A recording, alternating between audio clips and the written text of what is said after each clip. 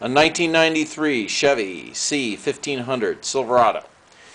30,000 or three decades, 250,000 miles, and I need a new distributor. Why do I need a new distributor? Because the pickup coil on the inside of the other one, the insulation is all cracked, and the green crusties are there. And well, for a little bit more than the cost of a new pickup coil, you can replace the whole distributor and get a cap, the ignition module, and everything else. Well, these things are kind of notorious for frying their ignition control module, which is that doodad that's buried under the distributor cap right there. And like all semiconductor devices, it doesn't like a lot of heat.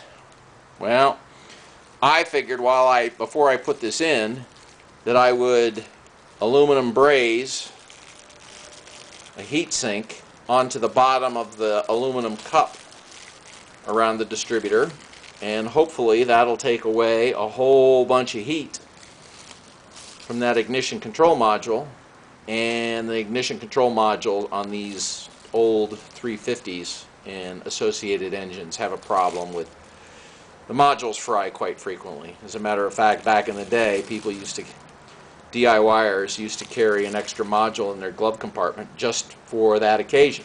So aluminum brazing rod, you have to tin both sides. You obviously have to take the distributor completely apart to get anything that is susceptible to heat out of there, because you're going to apply a lot of heat. But you have to tin the heat sink, and you have to tin the bottom of the aluminum housing for the distributor, and then you put the two of them together. And if you've never played with aluminum brazing material, please practice on scrap, because it is a goofy stuff to use. It's like solder. Once it liquefies, it just runs all over the place. So, and it's very sensitive to over temperature. It doesn't work for under temperature, and it hates over temperature. So, anywho, that's an idea. I doubt there's many 1993 or that era Chevys on the road, but